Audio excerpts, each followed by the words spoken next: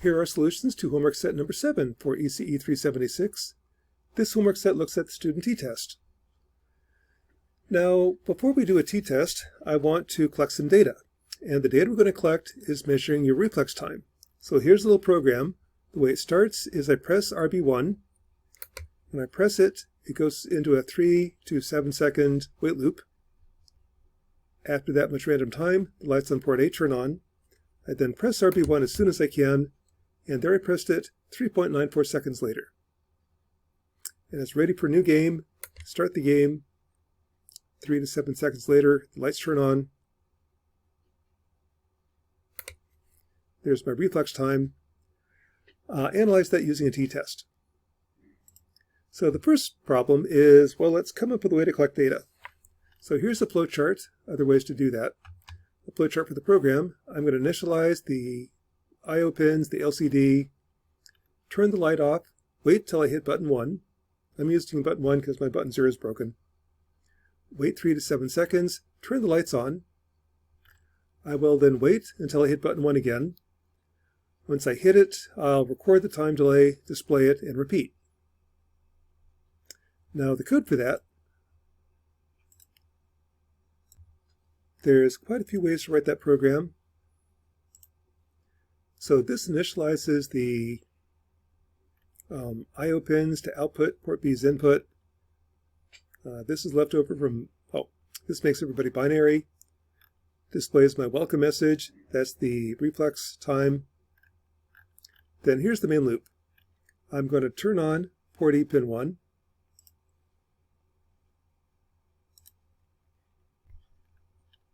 So I turn on port E pin 1. This signifies that the game is starting. See, E1 is turned on. I then wait till I hit button 1. Once I press it, light goes to E2. I record how long I hold the button down, counting mod 4000. Then I wait between 3000 and 4000 milliseconds later, 3 to 7 seconds. Once that happens, once that's over, all the lights turn on. I set my timer to 0 and then wait. I'm keeping track of time. I loop every 1 millisecond, count how many times I've looped. When I hit RB1, I kick out. I display the amount of time. So here that was 2.487 seconds later. Wait a second, then start over. So again, that's kind of how it works. Start the game, waits 3 to 7 seconds later. Hit the button, my reflex time. Okay, so that's the first problem. The first two problems. Third one is check to make sure your game works. So kind of one way to check it, let's start a game. I'm going to have a known amount of time. Let's wait like 5 seconds.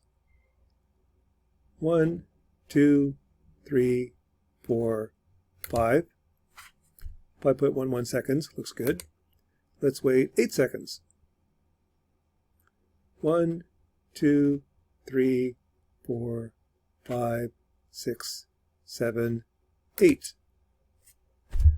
Okay, I'm fairly convinced the program works. Now let's collect some data. Here I took my measurements, 5 different measurements. I've got a mean, standard deviation, plotting the PDF. That looks like my reflex time, the PDF for it. A normal distribution with a mean of 215 milliseconds, standard deviation 24 milliseconds. Once I have data, I can do some analysis. If I want to find the 90% confidence interval, that depends upon the sample size. If I have a sample size of 5, meaning 4 degrees of freedom, the t-score for 5% tails is 2.13.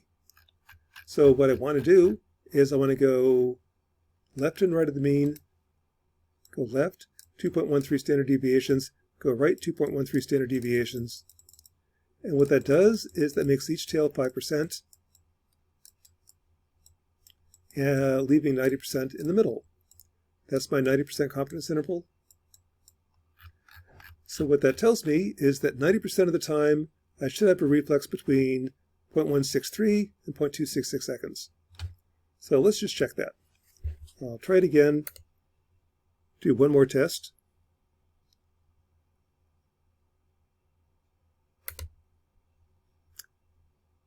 %90 chance that was in the range of 0.163, 0.266, and it was.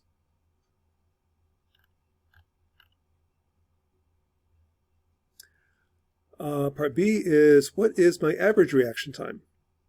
This is a population question. For populations, you divide the standard deviation by the square root of sample size. So now I do have an average. I don't know what it is, but I can estimate it. My average reflex time is somewhere between 192 and 238 milliseconds. Problem 6. Change something. So here what I did is actually connected a speaker to the I/O pin, and I want to listen for the sound. Repeat, when I hear the pop, lights turn on, I hit the button. Do I respond quicker to sound or light? Well, first step, I need to collect data. Here's my reaction time due to sound. I now have two populations, A and B, so here's light, here's sound. To compare the two, I'll do a t-test. I first create a new variable w, that's A minus B. The reason being is a t-test only works for a single population. If I have two populations, I can create a single population. W is just A minus B. What's the difference? W has a mean, W has a variance. The mean subtract, the variance adds. Variance is always add. You don't subtract. Then I get standard deviation. Again, part of the reason they add rather than subtract is if I have A and B. When I take the difference, I can have a high A, low B, or low A, high B. The spread gets bigger. When I subtract, it's actually the variance, measure the spread, goes up. Anyway, I've got a mean standard deviation. What that tells you is my distribution W also has a bell-shaped curve. The average is 60 milliseconds. The standard deviation is 31 milliseconds. What I want to know is how far is 0 from the mean. I want to find this area, because the area to the right of 0 is A is bigger than B. Area to the left is A is less than B.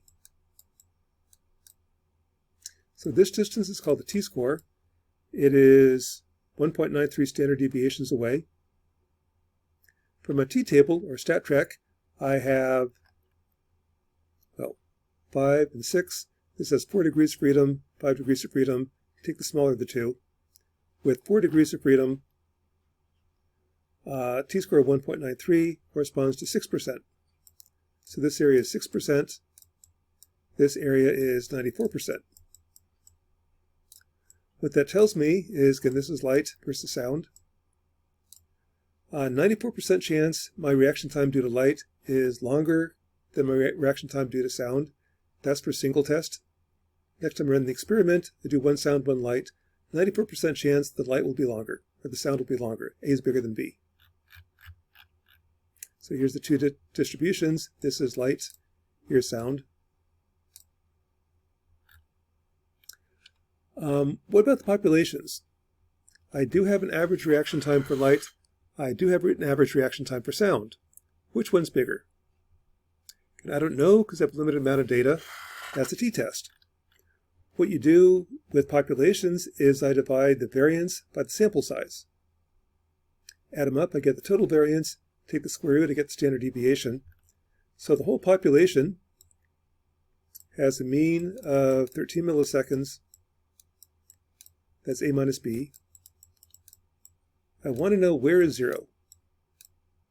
Well, 0 is 4.4 standard deviations away, corresponding to 0.55%. So this is 0.55%. This is 99.45%. I'm 99.45% certain that my reaction time due to light is longer than my average reaction time due to sound. That is a t-test. And homework set number 7.